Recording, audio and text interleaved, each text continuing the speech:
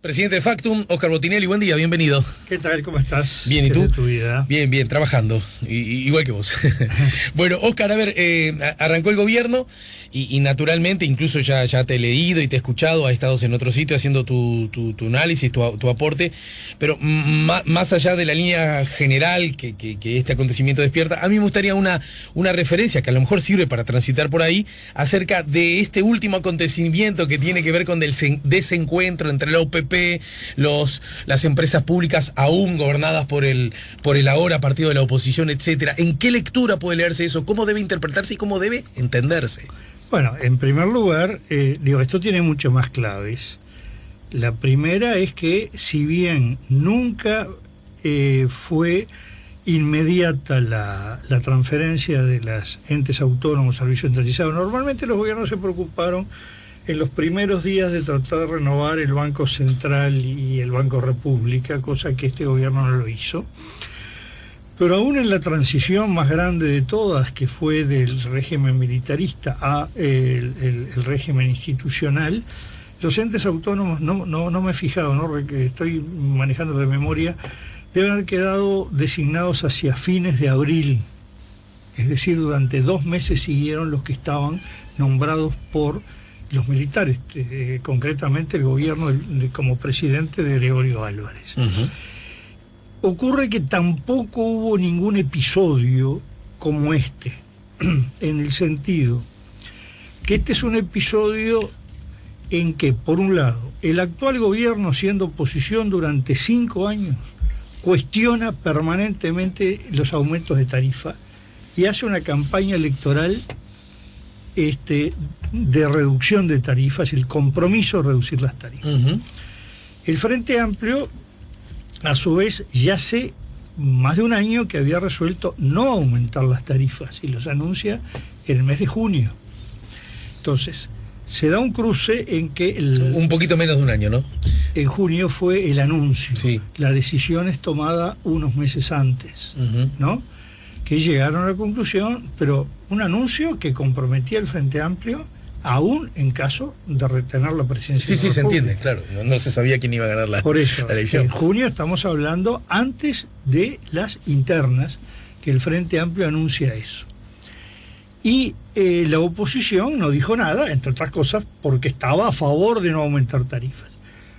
Cuando cambia el gobierno, la oposición de ese momento, el actual gobierno, se enoja de que el Frente no aumente tarifas. Así es, ¿no? Cosa que de alguna manera lo mismo que, entre otras cosas, hizo Julio Iglesias como intendente de Montevideo, cuando Vázquez había prometido bajar el boleto el 40%, y el 1 de febrero tenía que subir el aumento, y Iglesias dijo, bueno, para que lo baje el 15 de febrero no lo subo el 1 de febrero, que provocó el fenomenal enojo de Tabaré Vázquez. Bueno, si usted anuncia que va a bajar, no me pida que yo suba antes, ¿no?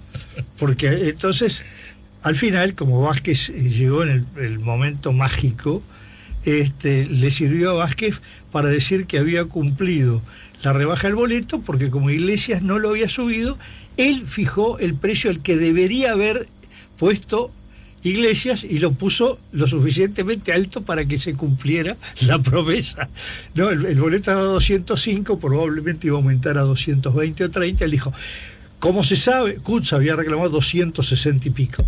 El boleto iba a estar a 200, yo lo bajo a 190, cumplí la promesa. Y en ese contexto mágico sirvió. En un acto de asunción en La Teja, si mal no recuerdo, en la Plaza ¿no? Lafone. Exactamente. Lo que además constituyó toda una novedad, ¿no? Que exacto, hubiese una asunción fuera del centro montevideano. Ahora, en este caso lo que ocurre es que el gobierno se ha visto trabado. Yo he dicho que una de las cosas que más le ha complicado y que le genera desgaste es no cumplir promesas que realiza que nadie le pidió que hiciera. Nadie le dijo al gobierno que tenía que estar todos los elencos designados en el mes de diciembre y sí, toda la ley de urgencia armada para el 1 de marzo, mandar la ley de urgencia, cambiar los entes, todo. Los entes autónomos acá se llegaron a nombrar, no todos, los últimos, hasta en el mes de noviembre, y no por desidia, muchas veces deliberadamente. En los acuerdos interpartidarios, bueno, primero me votan el presupuesto, después termino de nombrar los entes. Es decir, esto de que los entes tienen que estar cambiados el 2 de marzo no era una obligación, pero hace una promesa que después no cumple. Entiendo. Esos cargos que iban a estar todos designados en la administración central en el mes de diciembre terminan el 28 y 29 de febrero por estar nombrados, incluyendo el gabinete de la propia presidencia de la República. Después del secretario y prosecretario de la presidencia, todo lo que vino abajo se anuncia, si no me equivoco, el 28 de febrero. Entonces, ese es un tema. ¿Cómo el gobierno? Lo otro, este es un gobierno que tiene una concepción, el tiempo dirá si tiene razón o no, que esto no es un tema político ni ideológico, que considera que el gobierno debe funcionar con una alta exposición comunicacional. De alguna manera es una línea que se ha impuesto en Argentina, lo hizo Macri, lo hizo Cristina Kirchner, ¿no? Sobre todo a través del manejo de redes sociales, pero a través de crear hechos comunicacionales todo el tiempo. Y en general eso es un poco peligroso, porque esto viene asociado entonces a que el gobierno aspira a tener un alto nivel de aprobación a lo largo de los 5 años. Y hay estudios hechos en todo el mundo, señalan que siempre hay una curva en que el gobierno puede terminar mejor o peor, pero siempre está, su peor periodo, por mejor que terminen, es a la mitad del periodo. Esa es una curva normal, ¿no? Es cuando tienen los desgastes, cuando todavía no han logrado resultados, cuando tienen elementos negativos, y a veces hay que recordar lo que fue el timing de Luis Alberto Lacalle. Luis Alberto Lacalle inició primero un gobierno totalmente ideologizado, con planes. Lacalle Herrera, ¿no? Luis Alberto Lacalle, no. así llamado Sí. Públicamente, es Luis Alberto Lacalle de Herrera. No, porque el actual presidente es Luis Alberto también. Bueno, Luis Alberto, era una guiñada, Alejandro, ¿no? Aparicio, Lacalle, Pou, Herrera, pero estoy hablando, obviamente, de Luis Alberto Lacalle, el presidente padre, o como quieran llamar. Lacalle, en una época de avance del fuerte liberalismo económico, en lo que se podía llamar el modelo Reagan-Thatcher, Menem en Argentina, quiso hacer un gobierno de muy fuertes cambios, que algo lo logró. El otro no, porque el referéndum que derogó la ley, parte significativa de la ley de empresas públicas, le frenó esa línea. Igual logró mucho en su línea. Pero un gobierno que empezaba con un feroz ajuste fiscal y lo proclamó en la campaña electoral. No es que sorprendió a la población, dijo la teoría de estamos con la manta corta. Si me quiero tapar la cabeza, me destapo los pies, si me quiero tapar los pies, quedo afuera la cabeza. Lo primero que tengo es que estirar la manta. Para estirar tengo que cortar todo lo que sobre. Por otro lado, el ajuste fiscal fue durísimo. Recordemos que el déficit fiscal era el más alto de muchísimo tiempo, más alto que el actual. A los 3 meses, el nivel de desaprobación del gobierno, de la presidencia, era espectacular. Y ahí no se preocupó de hacer una campaña no, esto es engañoso. Surgió una frase, después se consolidó una frase brillante. Pues sobre todo porque los diputados blancos estaban enfermos. No, nos están pidiendo, la gente nos dice de todo. Los tiempos económicos van a calzar con los tiempos políticos. Es hora de aguantar la embestida. ¿No? Bueno, esa es una concepción. Claro. Tiene que hacer cosas duras y considera que eso es bueno para el país, bueno para la gente, pero que los resultados van a tardar 4 o 5 años. Aguántelo. Ahora, dispuesto a no pelear una batalla comunicacional por mantener una popularidad que sabía que no iba a tener inicialmente, sino más bien, en todo sentido, van a estar los resultados, aguántense que va a estar las mejoras. Este es un gobierno que opta, diría que es bastante moderno, lo puedo centrar en gobiernos de izquierda, de derecha, de centro, europeos, latinoamericanos, que es la alta comunicación todo el tiempo. Recuerdo uno de los anteriores presidentes del gobierno de Italia, Matteo Renzi, que apenas asume, un hombre muy comunicacional, muy del marketing, muy de las redes, manda una ley de reforma escolar. Entonces anuncia, hemos enviado la ley para la buena escuela. Es decir, no era reforma de la escuela, tenía que ser para la buena escuela. Es decir, el hashtag, el ticket. Buena escuela. Buena escuela, la legge per la buona scuola.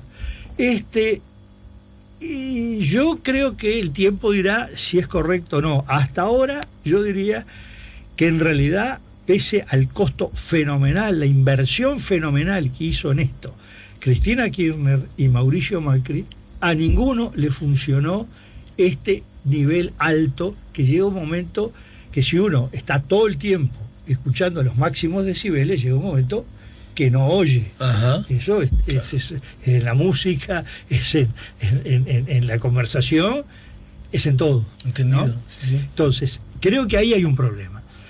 Y acá genera el tema que al haber retrasado los entes autónomos, querer hacer un aumento de tarifa, creo que la estrategia del gobierno, también se verá si es correcto o no, tenemos que hacer esta tarifa por culpa del fracaso del gobierno anterior.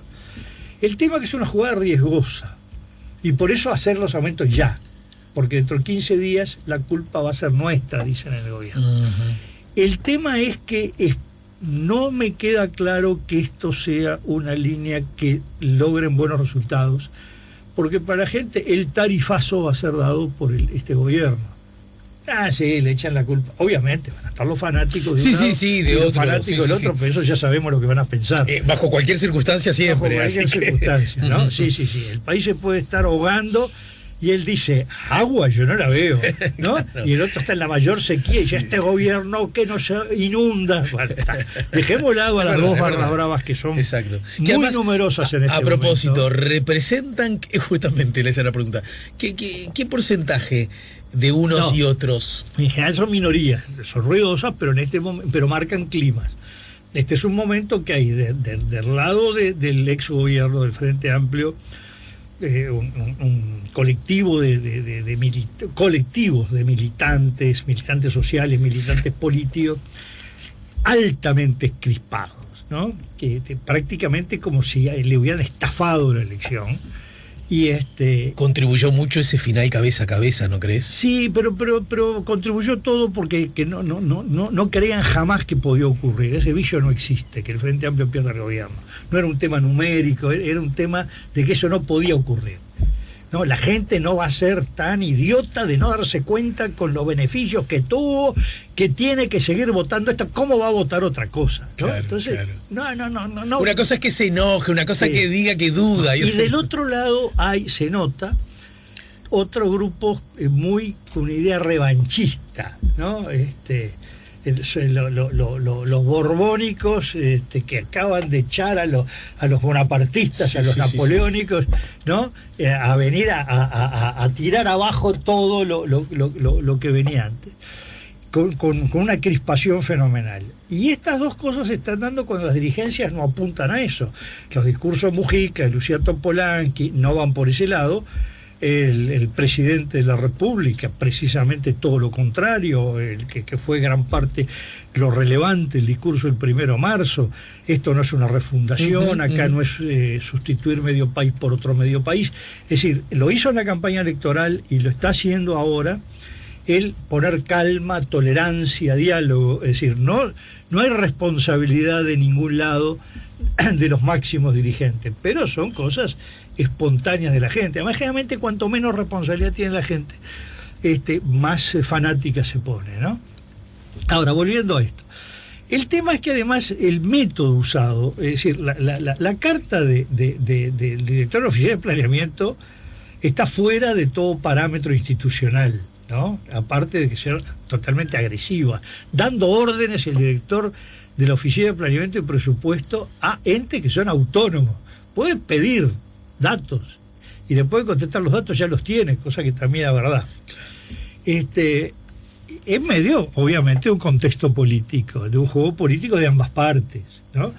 el gobierno tratando de responsabilidad al frente, pero además involucrarlo en el aumento de tarifas, claro. Y el Frente Amplio sacando la pata del lazo. Claro, si querés hacerlo vos, pero no me metas a mí. Salvo lo de Marta Jara, pero esto es un caso normal de técnicos, se puede nombrar en muchos gobiernos aquí en el mundo, que van como técnicos, pero porque se están con afinidad política al gobierno.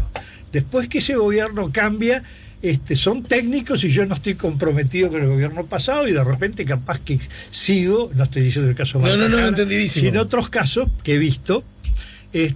O sea, esto ha pasado antes de Jara y seguirá pasando después de Jara. En Uruguay, en Argentina, en Brasil, en Costa Rica, en Italia, en España, en Francia, es decir, ¿no? Esto es universal. Bien. Entonces, claro, es una persona que busca desmarcarse del juego político, quitando todo vínculo de ella. A mí no me mezclen con el Frente Amplio.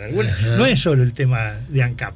Y de esto puedo, de todos los gobiernos, señalar casos menos relevantes, menos resonantes, pero que se han dado parecidos, ¿no? Sí. Te propongo ir a una breve pausa, porque además de las cosas que el gobierno, algunas, fuiste muy elocuente, además de las cosas que ha anunciado, muchas de ellas sin necesidad de anunciarlas, por lo menos en los plazos, ¿no es cierto? Sí. Y eso siempre es riesgoso, porque es algo para que la gente después te lo cobre, ¿no? Cuando en realidad el plazo no estaba necesariamente como algo que el público reclamaba. El único que tiene derecho a anunciar plazos es aquel que tiene una deuda y no piensa pagarla y le dice, vení la semana que viene. Ahí va. Bueno, ese es un asunto que en todo caso vos señalás como ¿cuál es el adjetivo? ¿Un error del gobierno? Sí, a mí me parece que yo le llamo falencias en la medida en que el tema no es ideológico, es yo hago cosas en función de un resultado. Soy exitoso si obtengo el resultado que yo percibo. Ajá. Que yo persigo, y si no obtengo resultado, eso es una falencia. No puedo insistir en ese camino porque evidentemente y esto es un tema ideológico. Pongo un ejemplo. Sereñi, cuando vino todo el proceso que termina en la ruptura del Frente Amplio con la ida de Hugo Batalla de la 99 y del PDC, y el PDC, estuvo todo el año 88 que el Frente en esa época hacía un acto en cada fecha patria, anunciando plazos para resolver el tema que llevaba al conflicto que terminó en ruptura. Y no se cumplió un solo plazo, ya los últimos plazos ya empezaron, sobre todo Yamandú Fau, que era feroz en esa época. Bueno, en general nunca perdió la maña, pero digo... La ferocidad nunca la perdió. No, sobre todo de una ironía muy bien elaborada, ¿no? Sí, sin duda. Terminó, uno diría Twitter, no existía, sobre los plazos que ponía Sereñi. Es decir, cuando uno empieza a poner plazos y no cumplió, deje de poner plazos. Claro, ¿no? Deje de poner. Bueno, en ese contexto, esa necesidad justamente de poner plazo que vos entendés que luce como una falencia, mi pregunta es, a modo de pregunta hipótesis para que la desarrolles luego de la pausa, yo tengo la sensación que no solo lo hace desde la perspectiva de generar ya en forma elocuente una nueva política de un nuevo gobierno de otro signo para generar confianza y adhesión en la población, sino también que está jugando un partido hacia adentro, porque son muchos los socios con los que tiene que acordar y coordinar cosas, ¿no? Pero me lo tu mirada, naturalmente, que es la que importa hoy, la desarrollamos luego de la pausa. Estamos con Óscar Botinelli, estamos poniendo la mañana en camino. Estamos conversando con Óscar Botinelli. Te lo decía, Óscar, a propósito de este análisis que estás haciendo a propósito de los primeros desempeños del nuevo gobierno, si de alguna manera buena parte de sus acciones, que incluyen algunos de los anuncios, también no están regidos, urgidos, bajo la lógica de que, bueno, somos muchos gobernando.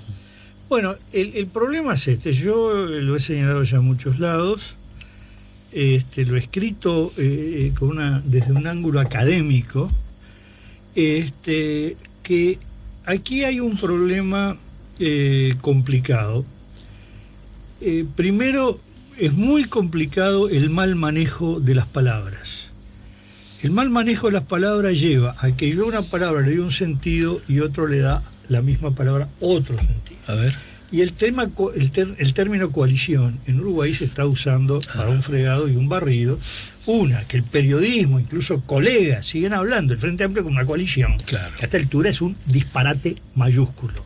Porque yo llamo a cualquier extranjero, le presento la estructura del Frente Amplio, el Partido Nacional, el Partido Colorado, y le digo, búsqueme la diferencia, y desde el punto de vista de estructura, no de ideología, son iguales.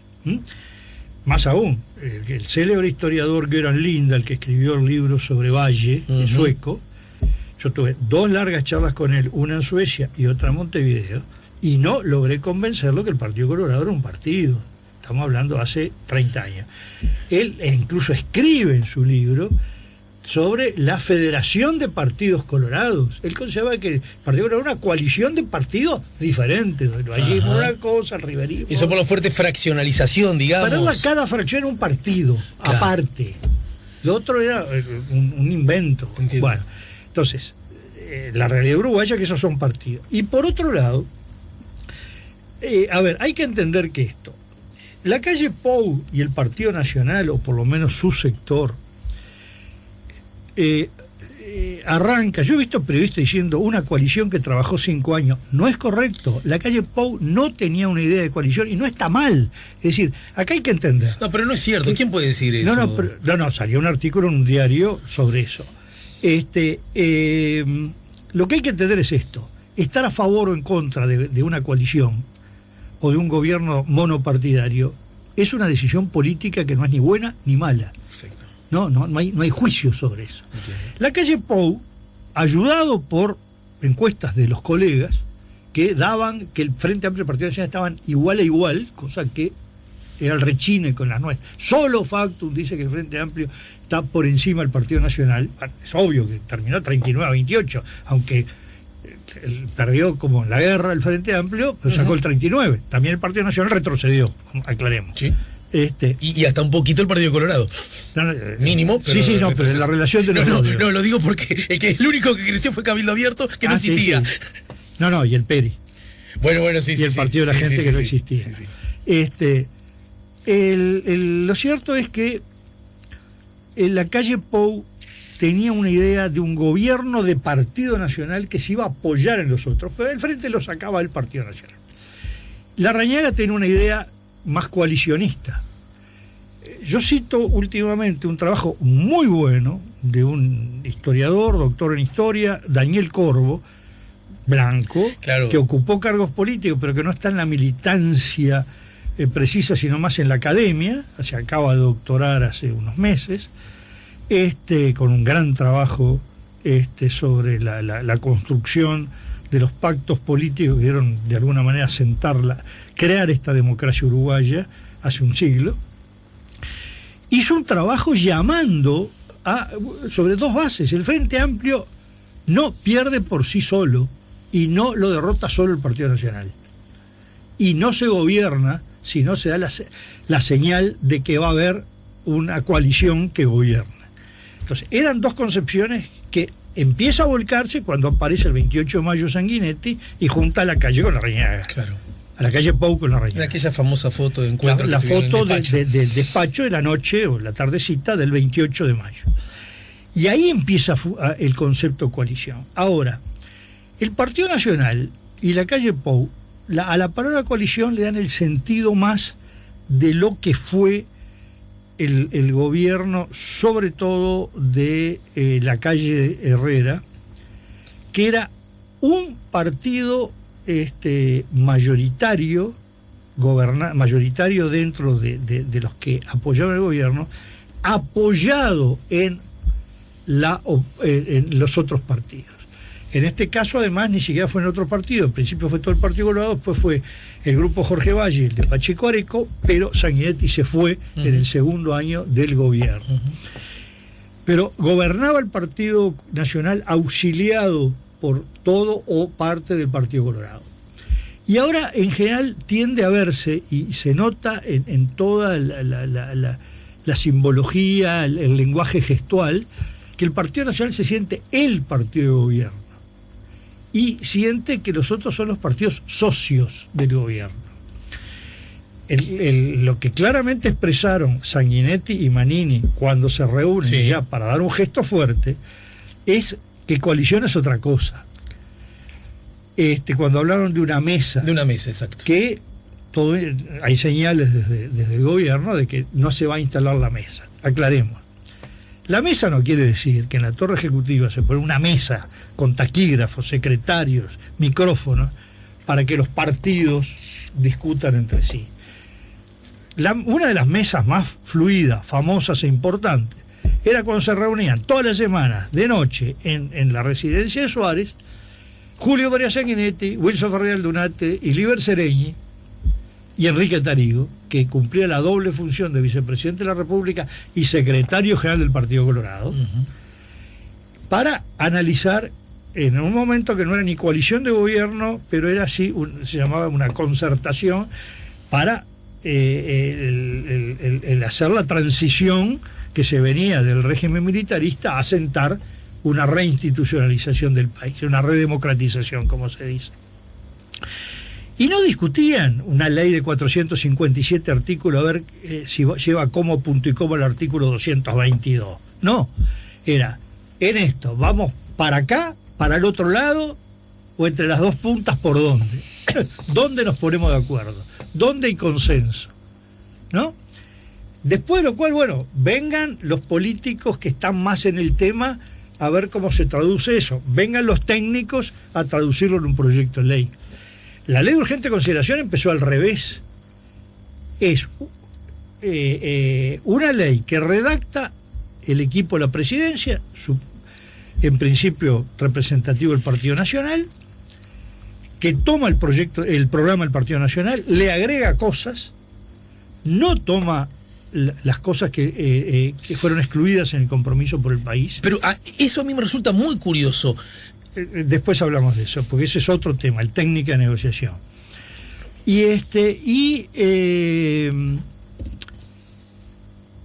Plantea todo un articulado. Cuando una coalición es Lacalle Pou, Manini, Sanguinetti o Talvi, juntos, más, bueno, sí, Mieres, Novik, ¿no? Pero lo relevante son los tres partidos donde uno que falte no hay votos en el Parlamento. Eso no es minimizar otros partidos. El Partido Independiente es un aporte cualitativo muy grande en la gente que está poniendo en el gobierno de alto perfil, tipo Conrado Ramos, por ejemplo, en la organización, en la Oficina Nacional de Servicio Civil. Pero los otros son los relevantes, sin ellos no hay mayoría en el Parlamento. Bueno, ¿qué vamos a hacer con los combustibles y con ANCAP? ¿Vamos a acentuar el monopolio y darle más monopolio a lo que tiene? ¿La liquidamos o entre las dos puntas, dónde nos quedamos? Algo en el medio. ¿No? Sí, en el medio más a una punta o en el otro. Definido eso, después se redacta el articulado. ¿Qué se va a hacer con Internet? ¿Qué se va a hacer con la ley de medios de comunicación? ¿Qué se va a hacer con educación, la autonomía en la enseñanza, el papel del Ministerio de Educación y Cultura? Pero se establece el rumbo, se busca el consenso, se hace una síntesis, en algún momento se negocia. Negociar es la síntesis, es buscar los puntos donde todos están de acuerdo.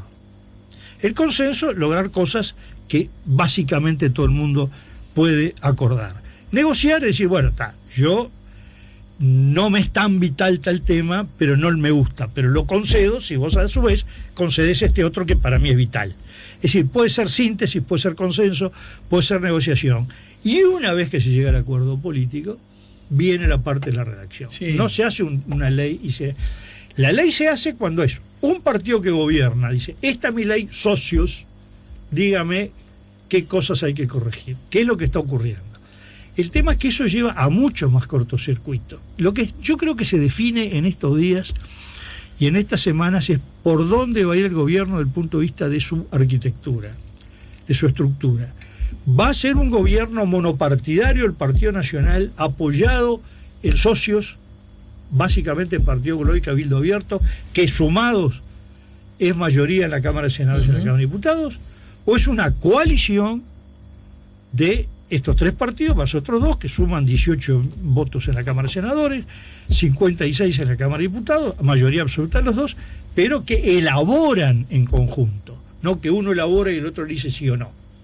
La coalición es diálogo, donde hay sin duda un doble papel relevante el Partido Nacional. 1, por tener la presidencia de la República, y 2, por tener más o menos lo mismo que la suma de los otros partidos. A ver si te sigo, Oscar. Entonces, la posición de necesitamos una mesa está alineada con la idea de que debe funcionar como una coalición. Exacto. Una coalición con socios de relativo similar peso o incidencia, ¿no? Bueno, relativo, por eso digo. Claro, el Partido Nacional tiene un peso cuantitativo mayor que la suma del Partido Colorado y Cabildo Abierto, pero sin Cabildo Abierto y sin Partido Colorado, sin Partido y Colorado no, sin solo Cabildo Abierto no hay mayoría. Exacto. Y sin solo Partido Colorado tampoco hay mayoría. No basta uno. Esa es una idea que promueve desde ya hace bastante tiempo, hablabas de la reunión de mayo, el doctor Sanguinetti. Sí, ¿No es cierto? Y sin decirlo tan explícitamente hasta el 20 de febrero al reunirse con Sanguinetti, es la postura también de Manini. Bien, claramente. Desde el punto de vista estrictamente político, de la lógica política, ¿por qué recién ahora estamos hablando de esto, cuando uno podría suponer que esto ya debió haber sido aceitado incluso en el marco de los acuerdos para la segunda vuelta? Yo creo que cuando los acuerdos para el balotaje, los dos pensaban lo que están pensando hoy, y cuando escribieron la palabra coalición, cada uno creyó cosas distintas. Que creyeron cosas distintas, que todo ha sido de buena fe, realmente, pero a partir de pensar cosas distintas. Y además cuando se habla del pasado, a veces se equivoca en una cosa. Sanguinetti en su segunda presidencia, que hace una coalición con el Partido Nacional, que además fue una coalición que desde el punto de vista del funcionamiento del gobierno fue un cogobierno Partido Colorado, Partido Nacional, Sanguinetti y Volonté, que en el Partido Nacional después le cuestionaron mucho a Volonté ese papel. Pero desde el punto de vista cuantitativo, ahí Sanguinetti no jugó como una coalición, porque el Partido Colorado sacó casi los mismos votos que el Partido Nacional. La diferencia que tuvo fue el 1,1%, y había 8 ministros del Partido Colorado y 4 del Partido Nacional. Claro. Es decir, ahí Sanguinetti hizo un juego dual, de que en la funcionalidad y en la gestualidad fue un cogobierno Partido Colorado, Partido Nacional, y en la distribución de responsabilidad fue un gobierno del Partido Colorado con un papel auxiliar del Partido Nacional. Así que ahí, pero lo que es claro es que Sanguinetti había ganado él solo, el Partido Colorado había ganado él solo la presidencia, precisamente ganándole mano a mano al otro partido que estaba en el gobierno. En cambio acá, la calle Pausín, el Partido Nacional Colorado y Cabildo Abierto, no era presidente de la República. Como no lo fue Valle. Valle fue presidente de la República porque yo no acuerdo con el Partido Nacional. Exacto. Esencialmente. Es decir, cuando se ganan un balotaje por el apoyo decisivo, decidido y concreto de otros partidos, la presidencia de la República no es propia, es de la coalición, en este caso una coalición electoral que lo llevó a la presidencia. Sin embargo, ese concepto, por lo que entiendo desde tu perspectiva, parece no haberlo entendido o aceptado el presidente de la Nación. Creo que sí, que no es un tema racional, es un tema que en Uruguay tampoco hay una visión muy clara sobre el sistema institucional. No digo en un examen de derecho o en un examen de ciencia política, en lo que cada uno siente adentro y razona. El Partido Nacional siempre tendió a razonar en términos sumamente presidenciales. El Partido Colorado ha oscilado, pero yo diría que le gusta mucho que el presidente sea alguien con un rol muy importante. Y el Frente Amplio es muy parlamentarista cuando está en la oposición y se transforma en presidencialista cuando ocupó la presidencia de la República, ¿no? Entonces, digo, el tema es que no hay nadie... Mire, es importante que la audiencia... Lo que hizo Andrés Martínez Trueba, de alguien que es elegido presidente de la República, y deja su cargo para que se haga la reforma con la que soñaba el vallismo, de crear un gobierno colegiado sin presidente de la República, y él queda como presidente del Consejo Nacional de Gobierno, por 3 años más, en aquella época los periodos eran de 4 años, dejó el ser el presidente para ser el presidente de un órgano de 9. Es de las cosas que todavía falta el monumento a Martínez Trueba por ese gesto. Es muy difícil que alguien lo haga. Después que tiene todos los laureles, la banda presidencial, al diablo. Pero casi todos, unos más y otras menos. Entonces, ese es un tema también, que la simbología del cargo le lleva a dar una impronta que es muy diferente a la que después otros tienen que ver. Por ejemplo, el discurso de la calle Pou en la Asamblea General tiene una serie de errores. Por ejemplo.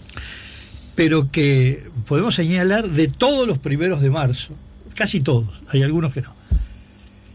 El gobierno, entre las cosas que va a hacer, crear un ministerio. El gobierno no puede crear un ministerio, el ministerio lo crea el Parlamento por ley. Sí, claro. ¿No? Es decir, varios anuncios que hace no son del presidente de la República, son de una mayoría de gobierno. En todo caso, es decir, este gobierno, apoyado en una mayoría parlamentaria, va a impulsar aquí en la Asamblea General una ley para que se haga esto otro. Entendido.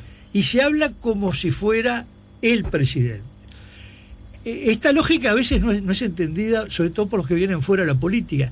Jorge Valle tuvo, creo que fueron 7 renuncias en los primeros 13 meses de gobierno, de gente media técnica, llamémosle, que ocupaba cargo, y que todos renunciaban diciendo: eligieron a Jorge Valle como presidente y los políticos no lo dejan gobernar. Los políticos del Parlamento que no le aprobaban las leyes. Consideraban que se había elegido un zar autócrata, como era el de Rusia, y no el presidente de una república que tiene una serie de competencias. Y mucho menos entender que en Uruguay, cosa que le cuesta entender a muchos en la política uruguaya, incluso en el periodismo, y diría también a algunos colegas, el presidente uruguayo no tiene el poder constitucional, no estoy hablando el fáctico, que a veces es mayor. Entendido. Del argentino, del chileno, del mexicano, del de Estados Unidos, no tiene ese poder. Podríamos, a ver si esta definición es acertada o esta aproximación es acertada. Podríamos decir que el Uruguay, que tiene un sistema presidencialista, no lo tiene. A ver, déjame y después me corrijo. Lo digo para aprender, no, lo que menos me interesa es tener la razón, lo que me interesa es aprender. Teniendo presidencialista como oposición al parlamentario, eso es lo que quiero decir. Teniendo ese sistema, el presidente uruguayo es en la región el que menos poder tiene. Es el presidencialismo más parlamentario que hay en la región. Bueno, porque no es presidencialismo, es semipresidencialismo o semiparlamentarismo. Semipresidencialismo son dos categorías muy difíciles de distinguir. Yo en general uso ambas, pero aclaremos: el presidente de Israel o de Alemania se llama presidente de la República, o presidente del Estado de Israel, ¿no? No tiene ninguna función. Claro. O el presidente de Italia. Es representativo. El presidente de Francia tiene poder siempre y cuando tenga mayoría en el Parlamento. Y si no, tiene que crearse un esquema, como pasó, los franceses inventaron el término cohabitación, donde el primer ministro responde a la mayoría parlamentaria y es de un partido opuesto al del presidente de la República, y congenian. Generalmente el presidente de la República se queda con lo que es defensa nacional, política exterior, y deja lo demás al primer ministro, ¿no? Y luego ya tenemos los presidentes con poder propio, donde pueden tener mayor o menor poder, como Argentina, Chile, México, Estados Unidos. El Uruguay está, sin que aquí haya primer ministro, muy cerca del esquema francés. Si el presidente no cuenta con mayoría parlamentaria, le va a costar gobernar. Por eso también no viene el caso, porque eso no ocurrió.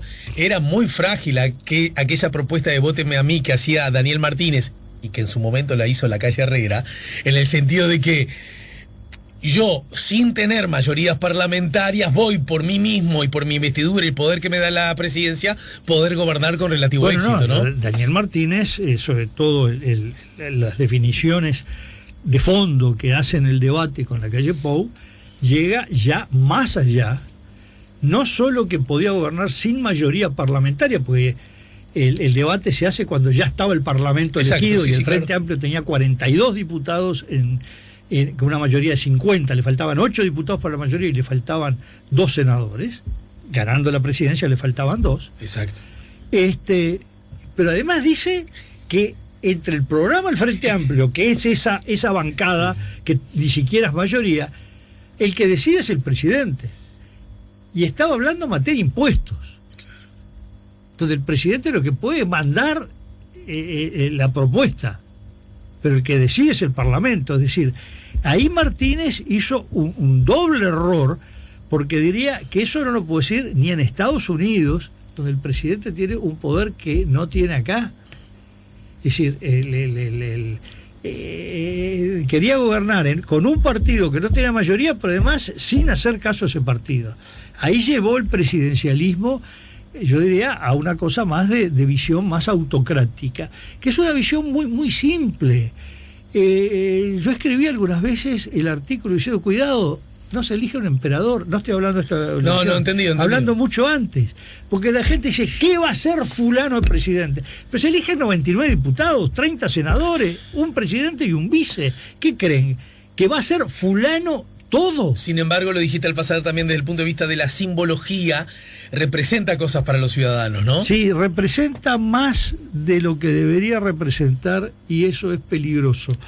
Porque también mucho el desgaste es porque se le atribuye al presidente, claro, que no hace cosas porque no tiene el coraje o la fuerza, y es que institucionalmente no puede, ¿no? Intuyo que ya no como hombre de la academia, sino como ciudadano del mundo, tenés cierto apego o simpatía mayor por los sistemas parlamentarios, ¿no? No, la verdad que no tengo mucha claridad en los apegos.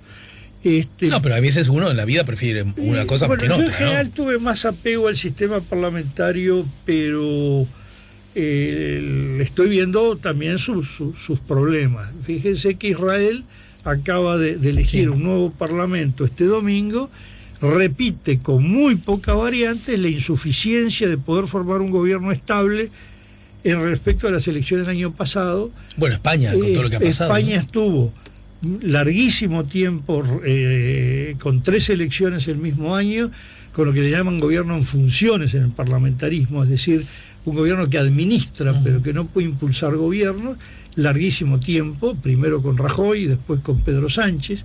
Es decir, ese es un problema del parlamentarismo, que no fuerza la formación de gobierno. Se presta el chantaje del diputado enojado, ¿no? No, si yo no hago caer el gobierno, ¿no? Si yo la banca la tengo asegurada porque en mi distrito los votos los tengo. Es decir, el parlamentarismo tiene sus problemas, el semiparlamentarismo corrige muchos de ellos, pero también llega un momento que cuando no funciona bien el parlamentarismo, ese presidente a veces pretende ser un poco imperial, ¿eh? Algo de eso le ha pasado a Macron. Digo, imperiales, por supuesto, en la estética fueron Chirac, Mitterrand y en cierto modo Giscard d'Estaing también. Además era un aristócrata. Pero digo, la idea un poco de sentirse autócratas, ¿no? Entonces es muy difícil decir cuál es el mejor sistema. El peor es el presidencialismo sin verdaderos contrapesos. En Estados Unidos en general funcionan más los contrapesos, y están funcionando en Chile, y están funcionando en los últimos tiempos en México, pero en Argentina en general no funcionan, pero ahí ya es fáctico el tema, no es institucional. Tiene que ver con el funcionamiento, digamos. Cómo funciona la Argentina en general, y cómo funciona la política en Argentina, y el poder del presidente, que va más allá de lo que diga la ley, ¿no? Cómo manejan los fondos, cómo manejan las discrecionalidades para tomar decisiones. Que tiene mucha discrecionalidad, es decir, hay una cosa que es esta: Alemania puede por ser un extremo donde el individuo puede quedar calcinado y muerto en el desierto porque hay una luz roja prendida y no es capaz de decir esto de estar roto. Claro. El uruguayo está en el medio, ¿no? Los argentinos en general creen que los uruguayos somos medio alemanes. Porque cómo manejan el tránsito, a mí me parece espantoso, pero ellos creen que somos medio alemanes. Se deslumbran con el rol que le damos a las cebras. Exacto, el ejemplo mayor lo pone en la cebra. Sí, sí. Paran la cebra. Es realmente un sacrilegio. En nuestra condición germánica esa. La germánica. Pero en Argentina, el único argumento que no se puede hacer es que algo hay que cumplirlo porque lo dice la ley. Claro. No, pero justamente, vos eso refleja debilidad. No te conviene, ¿no? Pero la ley dice, ¿eso qué importa? Mirá el nabo que habla de la ley. Igual en Uruguay, recordemos la discusión sobre el cinturón de seguridad, en la época que la gente lo rechazaba, sí. Lo estamos viendo con las luces, que cada vez están respetando menos el andar con las luces prendidas, con los problemas que ocasionan los coches con luces apagadas. Y la discusión, que los cinturones se hizo mucho en la radio, en los medios, ¿no? Nadie decía, hay que usarlo porque lo dice la ley. No, hay que usarlo porque es conveniente para esto. Es decir, que la norma obligara era secundario. Claro. Secundario si era bueno o malo. Bueno, no, pará. Y en esa misma dirección, y ya para terminar por hoy, el casco. El casco que además era reivindicado por jefes comunales en lucha con otros del mismo partido diciendo, vóteme a mí que yo no le voy a obligar a ponerse el casco. Yo no voy a... Bueno, algún jefe de gobierno departamental dijo, la ley se detiene en los límites de nuestro departamento. Pero en voz alta y sacando pecho. No, eso probablemente sea delito, no sé, yo de penal no conozco, pero realmente es una especie de insubordinación institucional y arrasan su departamento. Bueno, y además eso. Arrasan. Bueno. Es decir, pero en Argentina la relatividad que tiene el valor de la ley, como la relatividad que tiene el valor de la justicia, porque digo, acá podemos tener jueces brillantes y jueces mediocres, jueces que saben mucho y jueces que se equivocan. Pero jueces que laburan más y jueces que laburan más y menos. Pero lo que no hay duda es que todos confiamos en la justicia. Que puede decir, no, se equivocó. Y otra cosa, salvo casos rarísimos, sabemos que acá los jueces son honestos. Claro, corruptos no son. Que acá no hay corrupción. En Argentina se duda de todo de la justicia. Es decir, ya es un país que tiene muy carcomido el valor de la institucionalidad para el ciudadano común, ya no solo para los gobernantes. Bueno, mira, ya que dijiste, y para que nos quede en el inconsciente anotado una especie de agenda, a mí me gustaría conversar contigo acerca de las fragilidades y las convicciones institucionales del mundo en general, del continente, y en Uruguay, que en algún momento parecen, en cierta medida, fragilizarse un poco. ¿Sí? Sí, es un largo tema, lo dejamos pero digamos una cosa, si tú consideras que hay que discutir si en Uruguay hay dudas sobre la solidez institucional, estás diciendo, entonces el mundo murió la institucionalidad. Porque Uruguay es el más sólido, decimos. Y mira, yo... no, desde ese lugar quiero decirlo. Sí, en solidez institucional te diría que Uruguay podés tener muchos criterios, si está entre los 18, los 12 o los 6 más sólidos, pero no hay 20, claro, ¿no? Claro. Es decir, que si acá dudás, es que entonces... Imagínate. Es terrorífico para el mundo. Bueno, pero viste que hay una bebida cola, las bebidas colas, las dos más conocidas, son muy tomadas en todo el planeta, ¿no? Sin embargo, no dejan de hacer publicidad, ¿verdad? Es decir, a pesar de que tenemos la convicción, hay que desarrollar la convicción y hay que fomentarla constantemente. Eso sí, y sobre todo... que los uruguayos en los últimos tiempos han vuelto a tener un orgullo sobre su institucionalidad, pero hubo muchos años que había desaparecido, ¿no?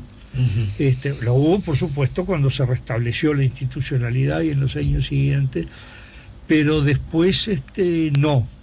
Ahora sí, volvió, incluso cuando empieza a ocurrir lo que ocurrió en Chile, más las cosas que han ocurrido en Argentina, uh-huh, más lo que se ve en España, o se ve en Italia, o se ve en Francia, y no estamos hablando de países de quinto mundo, es cuando se ve, pucha, acá eso no pasa. Sí, qué locura lo de Chile, ¿no? Que de un momento a otro que era el ejemplo por todos citado constantemente. No, por ahora, todos no, era citado por determinada concepción. Ahora, curiosamente, ya nadie más habla de Chile. Para cerrar, Una cosa que me llamó la atención, la importancia que tuvo en las entrevistas que a mí me hicieron, ¿no?, de cadenas internacionales, Sí. al gesto de la calle Pou acompañando del brazo a Tabaré Vázquez cuando se retiraba al dejar la presidencia. Sí. Hubo un medio argentino que pasó esa imagen y pasó la imagen de Macri y Cristina Kirchner dándose la espalda. Sí, exacto. Sí, clarísimo. Bueno, mi querido, gracias como siempre, Oscar, y nos reencontraremos más temprano que tarde. ¿Cómo no? Oscar Botinelli nos ayudó a poner la mañana en camino. Si buscas un portón automático para tu casa o para la oficina, asegúrate que sea fuerte, que sea seguro, que sea práctico, que sea un SEA. Porque solo un portón SEA te asegura el mayor respaldo técnico, un service propio en todo el país y la garantía de todos sus productos. Ingresa en seaportones.uy o llama al 2601-2611. Si vas a elegir un portón, que sea un SEA.